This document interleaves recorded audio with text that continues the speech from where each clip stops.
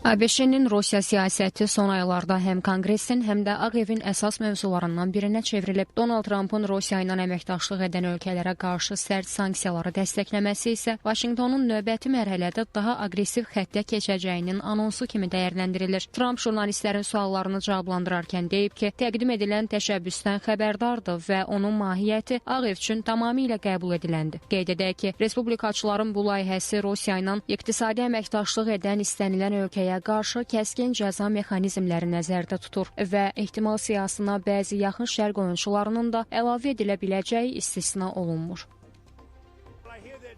Respublikaçılar Rusiya ilə biznes quran ölkələrə qarşı çox sərt qanunvericilik hazırlayırlar. Mən bunu tam dəstəkləyirəm. Ticarət edən istənilən dövlət ciddi şəkildə sanksiyaya məruz qalacaq. Biz bəlkə də siyahıya İranı da əlavə edə bilərik. Rosneft və Lukoylə qoyulan məhdudiyyətlərin isə uzun sürməyəcəyini ümid edirəm.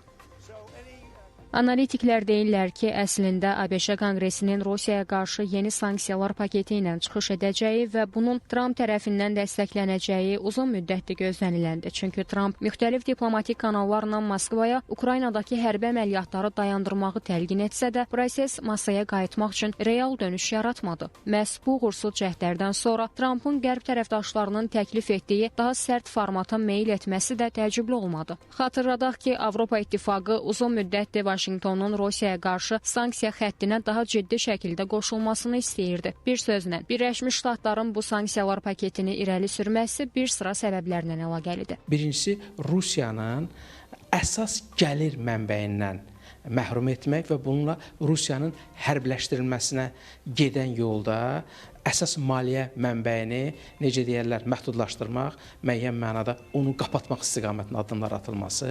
İkincisi isə bunun vasitəsilə Rusiyanı danışıqlar masasına gətirmək və Rusiya-Ukrayna münasibətlərində məhz diplomatik vasitələrlə dönüş əldə edilməsidir. Görünən odur ki, Vaşinqtonun Rusiya siyasətində yumuşaq dil mərhələsi başa çatır və proses daha açıq şəkildə sanksiya müstəvisinə keçir. Ekspertlər hesab edirlər ki, Trumpın da bu dəfə Qərbin sərt xəttinə qoşulması həm ABŞ-nin geosiyasi mövqeyində, həm də Ukrayna münaqişəsinin gələcək dinamikasında yeni mərhələnin anonsudur. Düşünülür ki, qarşıdakı aylar təkcə Moskvanın reaksiyasını deyil, həm də onunla əməkdaşlıq edən ölkələrin mövqeyini daha aydın göstərəcək.